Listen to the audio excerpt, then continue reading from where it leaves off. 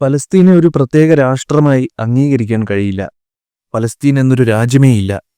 അവർക്ക് വേണമെങ്കിൽ ഇസ്രായേലിന്റെ ഒരു ഭാഗത്ത് പ്രത്യേക പലസ്തീൻ സൃഷ്ടിക്കാം എന്നായിരുന്നു ഇസ്രായേൽ പ്രധാനമന്ത്രി ബെഞ്ചമിൻ നെതന്യാഹുവിന്റെ സൗദി അറേബ്യയോടുള്ള പ്രതികരണം. നെതന്യാഹുവിന്റെ പരാമർശം സൗദിയും ഇസ്രായേലും തമ്മിലൊരു പുതിയ സംഘർഷത്തിന്റെ എല്ലാ ലക്ഷണങ്ങൾക്കും ചൂടുപിടിക്കുന്ന സാഹചര്യമാണ് നിലനിൽക്കുന്നത്. അമേരിക്കൻ പ്രസിഡന്റ് ഡൊണാൾഡ് ട്രംപിന് നെതന്യാഹുവിന്റെ പരാമർശം തലവേദന ഉണ്ടാക്കിയിരിക്കുകയാണ്. ഇസ്രായേലും സൗദി അറേബ്യയും തമ്മിൽ നിസ്സഹകരണ അന്തരീക്ഷമുണ്ട്. പ്രത്യേകിച്ചും ഗാസയിൽ ഇസ്രായേൽ യുദ്ധം ആരംഭിച്ചതു മുതൽ ഇത് തുടർന്നു പോരുന്നു. മാനുഷിക പരിഗണനയുടെ അടിസ്ഥാനത്തിൽ യുദ്ധം അവസാനിപ്പിക്കണമെന്ന് സൗദി അറേബ്യ നിരന്തരമായി ഇസ്രായേലിനോട് ആവശ്യപ്പെട്ടിരുന്നു. തുടർന്ന് ഇരു രാജ്യങ്ങളും തമ്മിലുള്ള ബന്ധം കൂടുതൽ വഷളായി. കൂടാതെ ഇസ്രായേൽ പലസ്തീനെ ഒരു പ്രത്യേക രാഷ്ട്രമായി അംഗീകരിക്കണമെന്നും പലസ്തീനെ അംഗീകരിച്ചാൽ മാത്രമേ ഇസ്രായേലുമായി നയതന്ത്ര ബന്ധം സ്ഥാപിക്കുകയുള്ളൂവെന്നും സൗദി അറേബ്യ അറിയിച്ചു.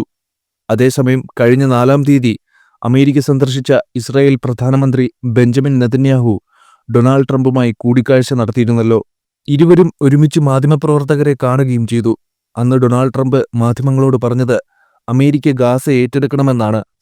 പലസ്തീനിലുള്ള മാലിന്യങ്ങൾ നീക്കം ചെയ്ത് എല്ലാ പൗരന്മാർക്കും പുതിയ വീട് നിർമ്മിച്ചു നൽകുമെന്നും അദ്ദേഹം വ്യക്തമാക്കി. അതുവരെ ഗാസയിലെ ജനങ്ങളെ മറ്റ് അറബ് രാജ്യങ്ങൾ ഏറ്റെടുക്കണമെന്നും ട്രംപ് പറഞ്ഞു. എന്നാൽ അറബ് രാജ്യങ്ങൾ ഇതിനെ ശക്തമായി എതിർക്കുകയാണുണ്ടായത്. പ്രത്യേകിച്ച് അമേരിക്കയുമായി സൗഹൃദമുള്ള സൗദി അറേബ്യയും എതിർപ്പ് പ്രകടിപ്പിച്ചിട്ടുണ്ട്. പത്രസമ്മേളനത്തിൽ ഇസ്രായേൽ സൗദി അറേബ്യ ബന്ധത്തെക്കുറിച്ച് ഒരു മാധ്യമപ്രവർത്തകൻ ചോദ്യം ചോദിച്ചപ്പോൾ ഇസ്രായേലും സൗദി അറേബ്യയും തമ്മിൽ സമാധാനപരമായ ഒരു ബന്ധത്തിന് ഒരു സാധ്യതയുമില്ലെന്നാണ് നെതന്യാഹു മറുപടി നൽകിയത്. എന്നാൽ സമാധാനപരമായ ഒരു അന്തരീക്ഷം വരുമെന്ന് കരുതുന്നുണ്ടെന്ന് അദ്ദേഹം പറഞ്ഞു. ഇസ്രായേൽ പലസ്തീനെ ഒരു പ്രത്യേക രാഷ്ട്രമായി അംഗീകരിക്കണമെന്നും അതിനുശേഷം മാത്രമേ ഇരു രാജ്യങ്ങളും തമ്മിലുള്ള ബന്ധത്തെക്കുറിച്ച് ചിന്തിക്കാൻ കഴിയൂ എന്നാണ് സൗദി അറേബ്യൻ വിദേശകാര്യ മന്ത്രാലയം വ്യക്തമാക്കുന്നത്.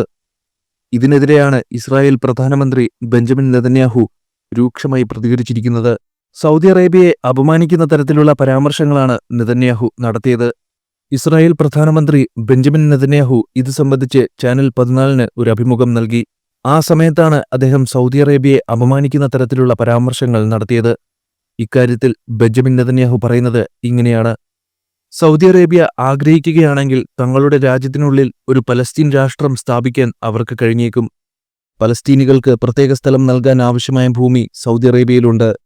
എന്നാൽ ഇസ്രായേൽ രാഷ്ട്രത്തിന് അപകടമുണ്ടാക്കുന്ന ഒരു കരാറിനോടും താൻ ഒരിക്കലും യോജിക്കില്ലെന്നും നെതന്യാഹു വ്യക്തമാക്കി.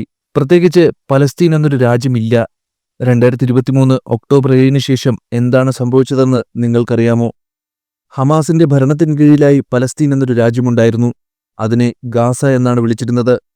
ഹോളോകോസ്റ്റിന് ശേഷമുള്ള ഏറ്റവും മോശമായ കൂട്ടക്കൊലയാണ് ഞങ്ങൾ നേരിട്ടതെന്നും നെതന്യാഹു അഭിമുഖത്തിൽ പറഞ്ഞു. നെതന്യാഹുവിന്റെ ഈ പരാമർശത്തെ സൗദി അറേബ്യയെ നന്നായി പ്രകോപിപ്പിച്ചു. ഇത് ഇസ്രായേലും സൗദി അറേബ്യയും തമ്മിലുള്ള ബന്ധം കൂടുതൽ വഷളാകാൻ കാരണമാകുമെന്നാണ് വിലയിരുത്താൻ കഴിയുന്നത്. അമേരിക്ക സൗദി അറേബ്യയുമായി അടുത്ത ബന്ധമുള്ളതുകൊണ്ട് പ്രസിഡന്റ് ഡൊണാൾഡ് ട്രംപിന് ഇതൊരു തലവേദനയാണ്. സൗദി അറേബ്യയും ഇസ്രായേലും മിഡിൽ ഈസ്റ്റിലെ പ്രധാന എതിരാളികളാണ്. ഇതിന്റെ ഫലമായി ട്രംപിന്റെ ആദ്യ ടേമിൽ ഇരു രാജ്യങ്ങളെയും ഒന്നിപ്പിക്കുന്നതിനുള്ള നടപടികൾ അദ്ദേഹം സ്വീകരിച്ചിട്ടുണ്ട്. പക്ഷെ അപ്പോഴേക്കും ട്രംപിന്റെ കാലാവധി അവസാനിച്ചിരുന്നു. ഇപ്പോഴും ട്രംപ് സൗദി അറേബ്യയും ഇസ്രായേലും തമ്മിലുള്ള ബന്ധം മെച്ചപ്പെടുത്താനാണ് ആഗ്രഹിക്കുന്നത്.